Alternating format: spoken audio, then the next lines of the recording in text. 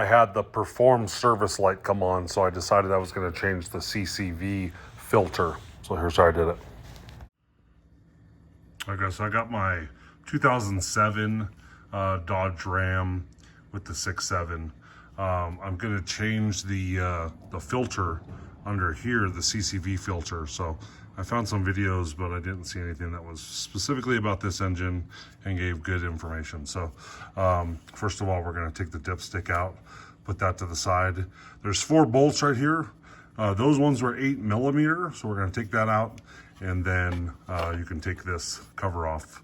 And then what we're getting to is the valve cover. We're going to take these bolts off of here, and then that CCV filter is underneath here. So I'll give you guys an update in a second.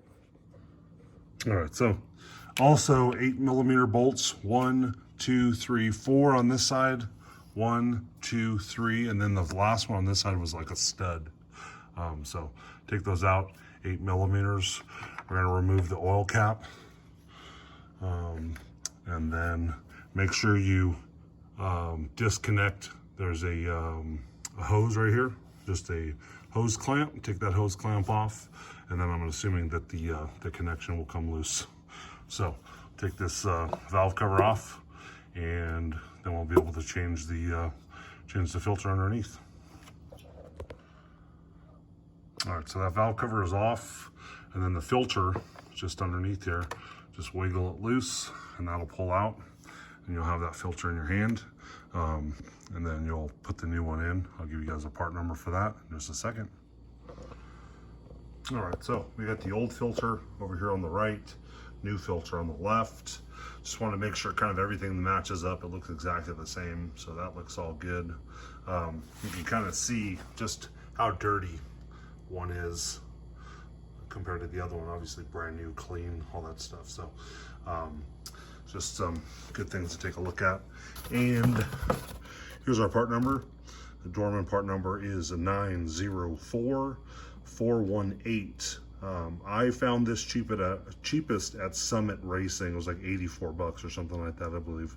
And it's August of 2022 right now. So that's the going price. Way more expensive at like an AutoZone or O'Reilly, as far as I know.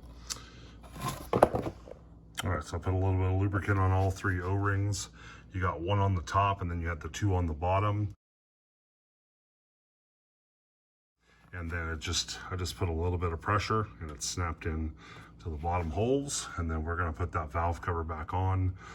Just remember that all these parts are plastic, so go easy on the torque on those ones. It feels like it was just hand tight coming out, so I'm gonna do the same, putting it back in. All right, so cover back on. Those bolts are all tightened up, like I said, hand tight or so. Oil cap back on, and then we just need to put that cover back on. So the bolts for this cover, and then the cover that we're gonna put back on, all the same size, 8mm, and this all the same length, so you don't need to worry about getting them confused or anything like that. So that's next. Cover on, dipstick back in, and then we are complete. All right, so here's the finished product. Got that cover back on, dipstick back in. Make sure on this tube on the back, make sure you get that clamp back on, and then everything should be good. Took it for a test drive, and everything's felt good.